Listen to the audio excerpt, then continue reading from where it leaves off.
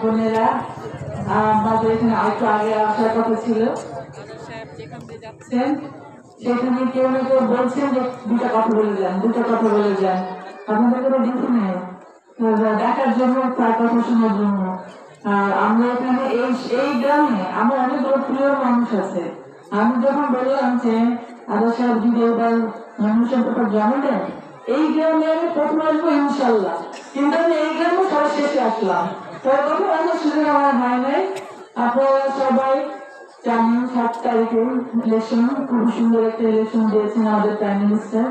সবাইকে উনি সুযোগ দিয়েছেন তার ভালোত্ব প্রমাণ করার জন্য। কেউ উপযুক্ত সারা বাংলাদেশ, শুধু ফরিদপুর না, সারা বাংলাদেশে উনি একটা সুযোগ দিয়েছেন। এবং এইরকম পৃথিবীর ইতিহাসে নাই, নিজের দলে নিজের পছন্দের মানুষগুলোকে উনি বলেছেন প্রত্যেকেই দাঁড়াও, তোমাদেরকে কে ভালোবাসার পরিমাণ কার জন্য কতটুকু আমি এইবার দেখতে চাই।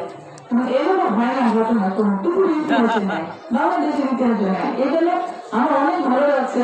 আমার আসলে টেনশন হওয়ার কথা, আমার অনেক ভয় পাওয়ার কথা, কিন্তু আমি ভয় পাচ্ছি না, আমি অনেক খুশি। আপনারা অনেক ভালো থাকবেন আমি জানি। ভোটের দিন যাবো, নাহলে এতক্ষণ 4 ঘন্টা বসে আছেন, আর ভোট দিতে লাগে তো 5 মিনিট। 5 মিনিট আপনারা যাবে, ভোট দিবে। অবশ্যই আমি তো আপনাদের কাছে চাইবো, আমি চাইতে আসছি ভোট, এই জন্য ভোট চাইতে আসছি আমার হাজবেন্ডের জন্য। আমার সহধর্মিনী সবাই আমাকে আগে দেখেন নিয়ে প্রথম আসলাম। আমি আমার কথা তো বড় করবো না, কারণ আমার মুরব্বীরা সবাই বসে আছে, সবাই আমার মুরব্বী, শিক্ষক আছেন, আমার মামা আছেন, আমার ভাগ্নিরা আছেন, সবাই সাথে কথা বলবে। তাই আমার বক্তব্য সংক্ষিপ্ত করি। আসসালামু আলাইকুম, আদাব, নমস্কার।